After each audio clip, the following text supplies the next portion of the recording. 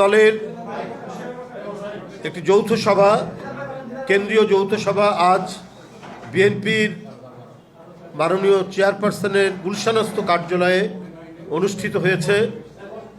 এই যৌথ সভায় ভার্চুয়ালি সংযুক্ত হয়ে সভাপতিত্ব করেছেন দলের সংগ্রামী মহাসচিব মির্জা ফখরুল ইসলাম আলমগীর। তিনি চোখে তার অস্ত্রোপচার হয়েছে, বেশ অসুস্থ। তিনি ব্যাংকক হাসপাতালে ব্যাংককে অবস্থান করছেন, সেখান থেকে তিনি সংযুক্ত হয়েছেন আজকের এই যৌথ সভায়। যৌথ সভায় দলের সিনিয়র যুগ্ম মহাসচিব, আমি যুগ্ম মহাসচিব বৃন্দ এবং অঙ্গ সংগঠনের প্রচার সম্পাদক রয়েছেন, অঙ্গ সংগঠনের প্রেসিডেন্ট সেক্রেটারি, অঙ্গ সহযোগী সংগঠনের প্রেসিডেন্ট সেক্রেটারি এবং মহানগর উত্তর দক্ষিণের আহ্বায়ক সদস্য সচিব বৃন্দ উপস্থিত ছিলেন।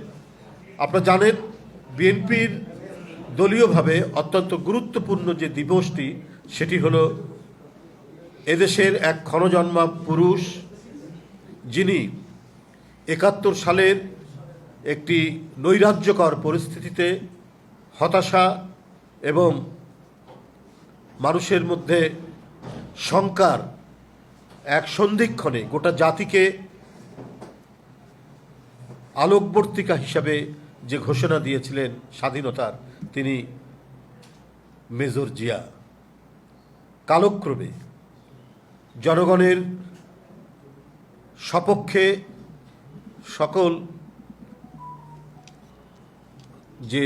সপক্ষে দাঁড়িয়ে তিনি এদেশে গণতন্ত্রকে পুনরুদ্ধার করে পুনঃপ্রতিষ্ঠা করেছেন এবং একজন নির্বাচিত সফল রাষ্ট্রপতি হিসাবে এই দেশকে আধুনিকতার পথে, অগ্রগতির পথে এমন একটি অবস্থায় দাঁড় করিয়েছিলেন যে জাতিটির ৭২ থেকে ৭৫-এর অস্তিত্ব সংকটে ভুগছিল, অস্তিত্ব সংকটে ভোগার মতো অবস্থা ছিল।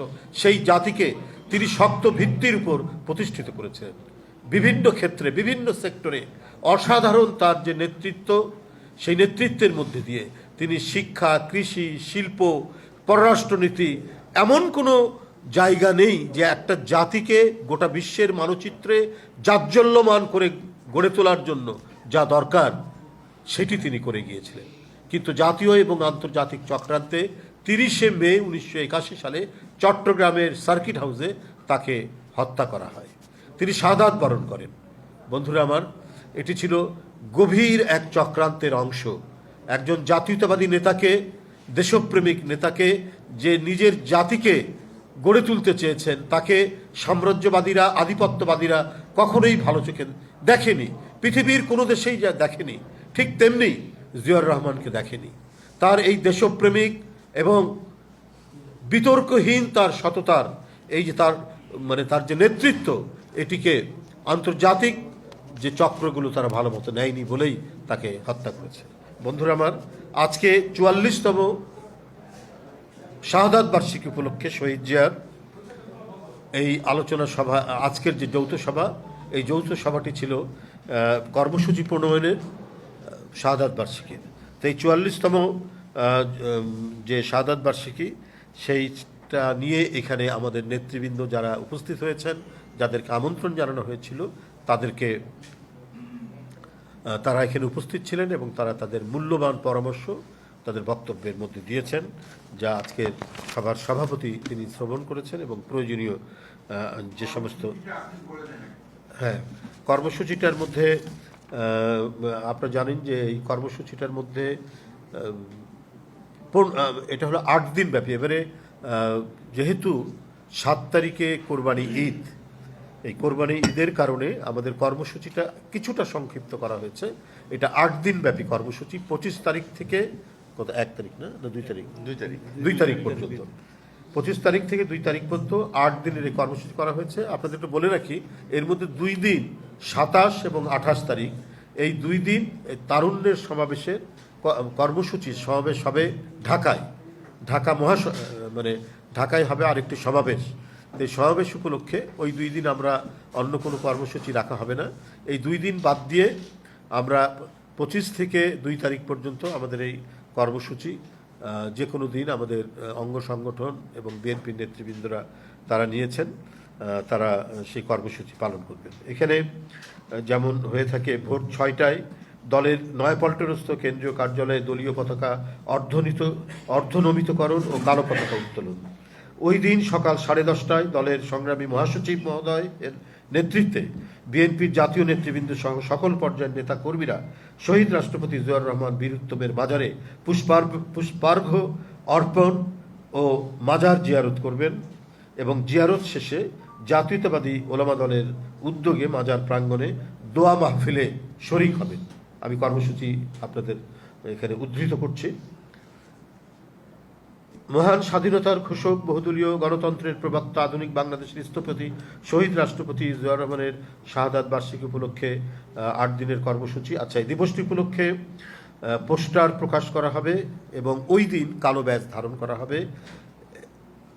শাহাদাত বার্ষিকী উপলক্ষে সংবাদপত্র, অনলাইন পত্রিকায় ক্রোড়পত্র প্রকাশ করা হবে এবং যারা বুদ্ধিজীবী রয়েছেন দেশের, তারা তাদের লেখা নিয়ে এবং তাদের মূল্যবান লেখা বিভিন্ন পত্র পত্রিকায় তারা প্রকাশ করবেন। এটা তাদের নিজস্ব ব্যাপার।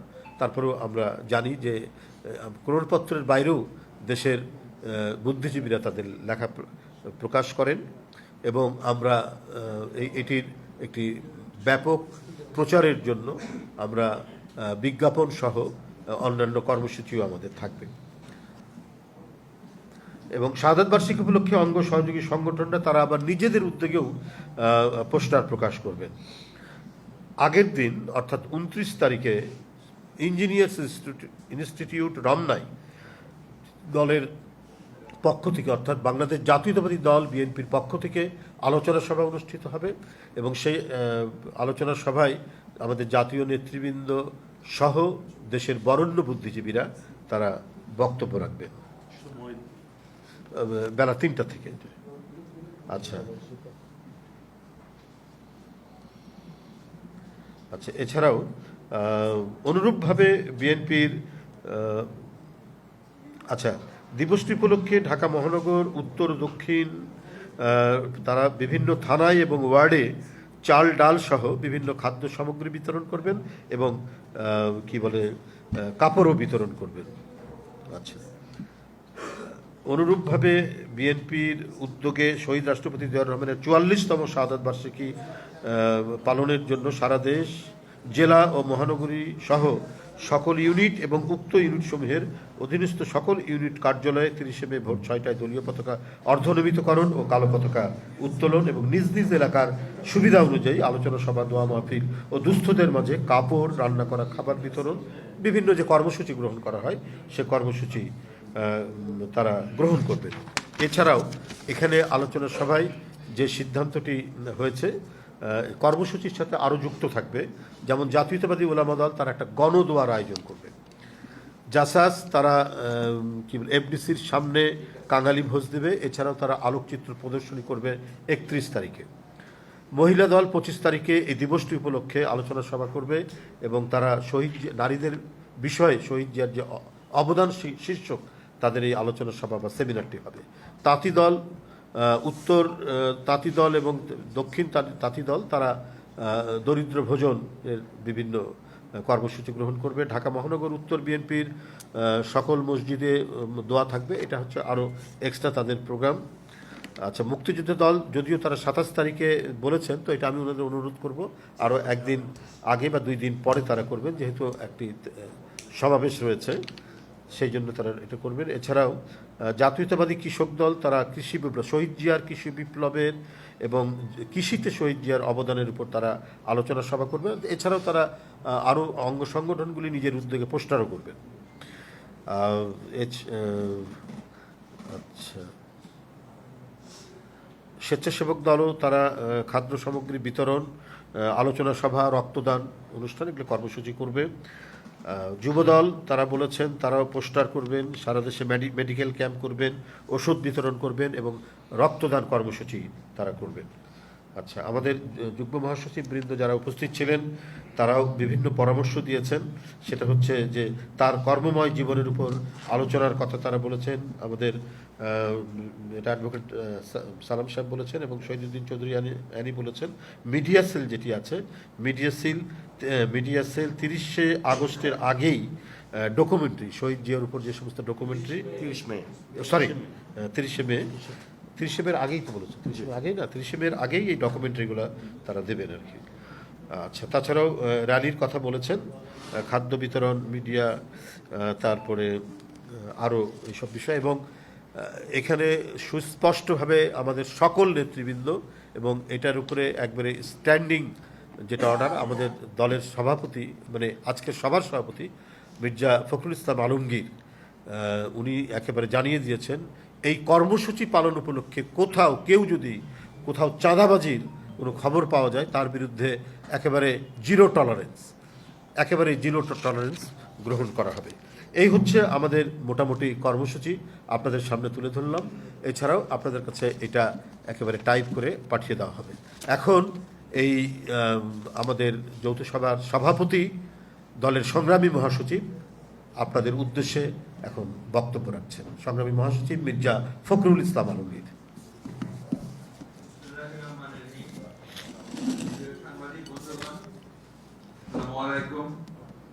এখানে উপস্থিত আছেন আমাদের দলের সিনিয়র যুগ্ম মহাসচিব জনাব রুহুল কবির রিজভী, আমাদের সম্মানিত যুগ্ম মহাসচিব বৃন্দ, আমাদের সম্পাদক বৃন্দ, আমাদের অঙ্গ সংগঠন সমূহের নেতৃবৃন্দ, ঢাকা মহানগর উত্তর দক্ষিণের নেতৃবৃন্দ এবং প্রিয় সাংবাদিক ভাই বোনেরা, আসসালামু আলাইকুম। বাংলাদেশের রাজনৈতিক ইতিহাসে যে ব্যক্তিত্ব সবচেয়ে বেশি আলোচিত এবং সবচেয়ে বেশি অবদান রেখেছেন তার নাম হচ্ছে এই দেশের স্বাধীনতার ঘোষক, বহুদলীয় গণতন্ত্রের প্রবক্তা এবং আধুনিক বাংলাদেশের রূপকার শহীদ প্রেসিডেন্ট জিয়াউর রহমান। তার শাহাদাত বার্ষিকী আগামী 30 মে। এই দিনটি আমাদের জন্য অত্যন্ত গুরুত্বপূর্ণ ও তাৎপর্যপূর্ণ।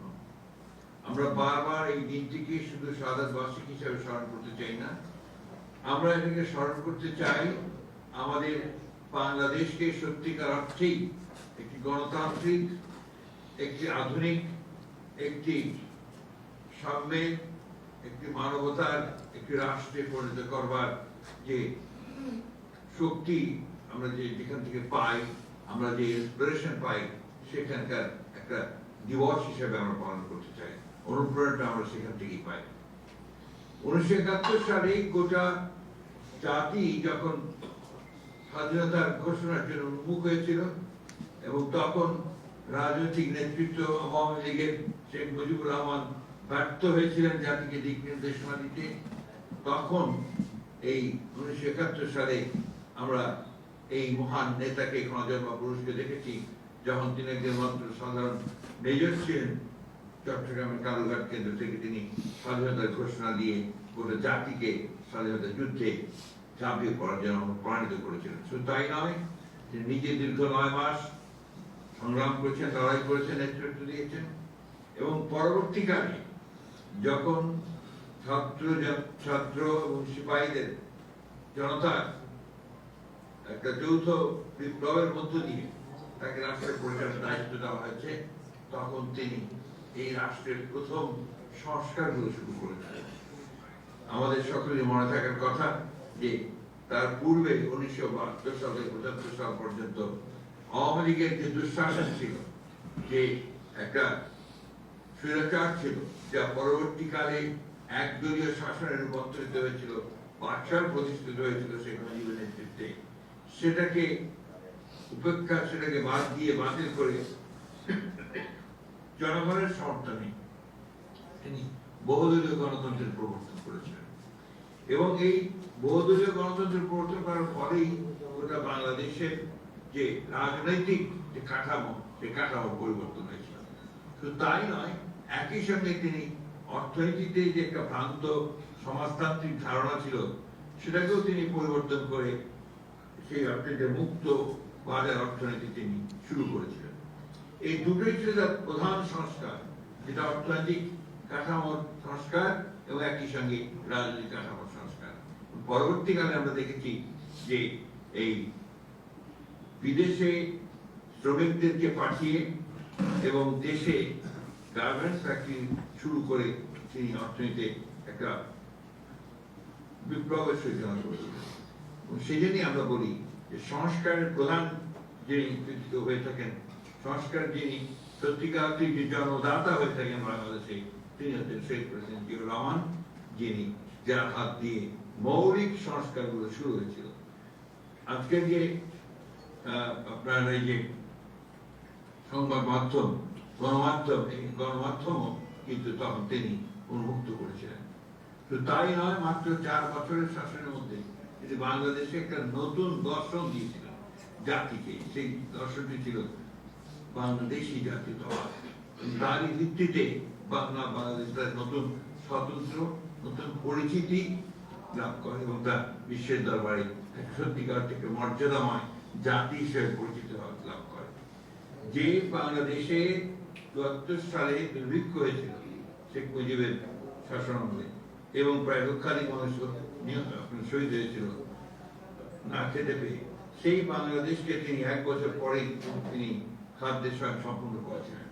শিল্পে কলকারখানাতে উৎপাদন শুরু হয়েছিল নতুন করে, মানুষের মধ্যে একটা নবজাগরণ সৃষ্টি হয়েছিল, উদ্দীপনার সৃষ্টি হয়েছিল। বাংলাদেশকে সত্যিকার অর্থেই একটা সমৃদ্ধ আধুনিক বাংলাদেশে রূপান্তরিত করবার জন্য যে কর্মযজ্ঞ শুরু হয়েছিল, সেই কর্মযজ্ঞের সূচনা করেছিলেন শহীদ প্রেসিডেন্ট জিয়াউর রহমান। দুর্ভাগ্য আমাদের এই জাতি যে আমরা এই খনজের মহাপুরুষকে আমরা বেশি ধরে রাখতে পারিনি। আজকে যারা বাংলাদেশের বিরুদ্ধে ষড়যন্ত্র করেছে, যারা বাংলাদেশকে 15 বছর ধরে একটা ফ্যাসিস্ট শাসনের মধ্যে রেখেছিল, যারা আজকেও এখনো ষড়যন্ত্র করে চলেছে সীমান্তের ওপার থেকে বাংলাদেশকে আবারও আমরা সেই জনগণের অধিকার থেকে বঞ্চিত করবার জন্য এবং বাংলাদেশকে তার উন্নয়নের পথে বাধা সৃষ্টি করবার জন্য, সেই সময়ও কিন্তু আপনার এই শহীদ প্রেসিডেন্ট জিয়াউর রহমানের নাম আমাদেরকে বারবার মনে রাখতে হবে। আজকের সময়টি হচ্ছে সবচেয়ে মূল্যবান সময় বলে আমি মনে করি, তাৎপর্যময় মনে করি। এই জন্যে যে এখন নতুন করে যেটা আমরা হাজার হাজার ছাত্র জনতার রক্তের বিনিময়ে যে নতুন একটা সম্ভাবনা সৃষ্টি হয়েছে, যে গণতন্ত্রকে প্রতিষ্ঠিত করবার এবং সত্যিকার ফ্যাসিবাদ মুক্ত একটি আধুনিক বাংলাদেশকে প্রতিষ্ঠা করবার, সেখানেও আমরা দেখি যে একটা কালো ছায়া এসে দাঁড়াচ্ছে। অত্যন্ত সুপরিকল্পিত ভাবে নির্বাচনকে পিছিয়ে দেওয়া, জনগণের যে অধিকার, সেই অধিকার থেকে জনগণকে বঞ্চিত করাবার এবং ভোটের অধিকার থেকে বঞ্চিত করবার একটা পায়তারা শুরু হয়েছে। এবং আমরা নিশ্চয়ই লক্ষ্য করেছেন যে বিভাজনের রাজনীতি আবার শুরু হয়েছে।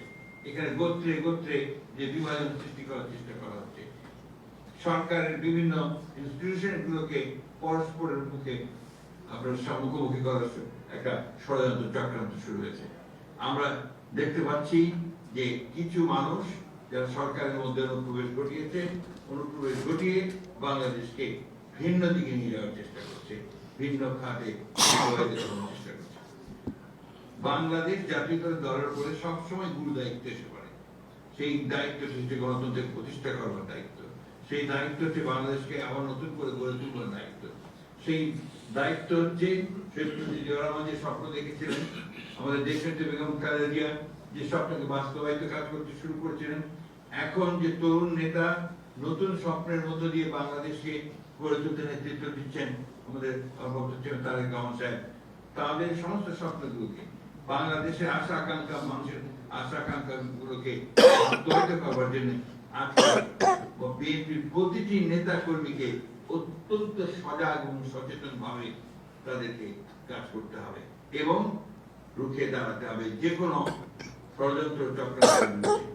আমি তাই অনুরোধ করব আমাদের সকল নেতা কর্মীদেরকে, বাংলাদেশের জাতীয়তাবাদী দলের যারা আছেন, যেখানে আছেন, যে অত্যন্ত সচেতন ভাবে আমরা যেন এই বিষয়গুলো মনে রাখি এবং একই সঙ্গে বাংলাদেশের স্বাধীনতা যেন কেউ কখনো কেড়ে নিতে না পারে, বাংলাদেশের সার্বভৌমত্ব যেন কেউ বিনষ্ট করতে না পারে, বাংলাদেশের গণতন্ত্রকে আর কেউ যেন কখনো ফ্যাসিবাদ স্বৈরাচার দিয়ে দাবিয়ে রাখতে না পারে, সেইভাবে বাংলাদেশের প্রতিটি কর্মীকে, জাতীয় দলের প্রতিটি কর্মীকে আজকে সেই ভূমিকা পালন করতে হবে।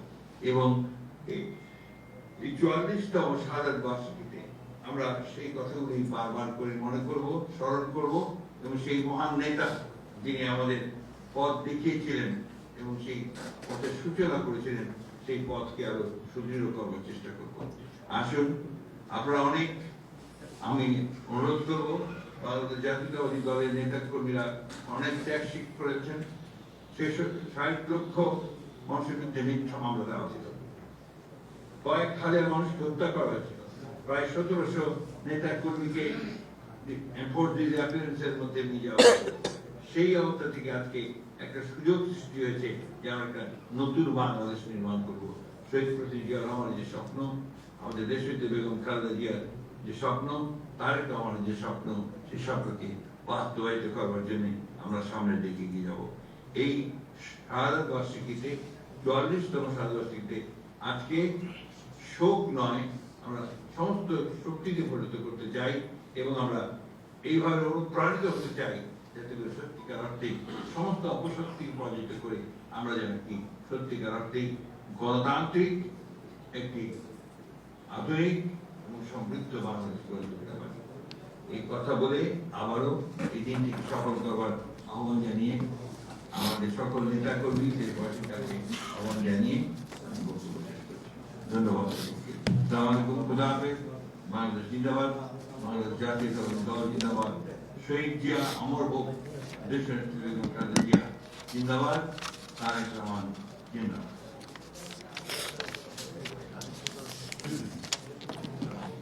উপস্থিত নেতৃবৃন্দ, সবাইকে আন্তরিক ধন্যবাদ ও শুভেচ্ছা জানিয়ে আজকে সভার সভাপতি জনাব মির্জা ফখরুল ইসলাম আলমগীরের অনুমতিক্রমে সভার সমাপ্তি ঘোষণা করছি।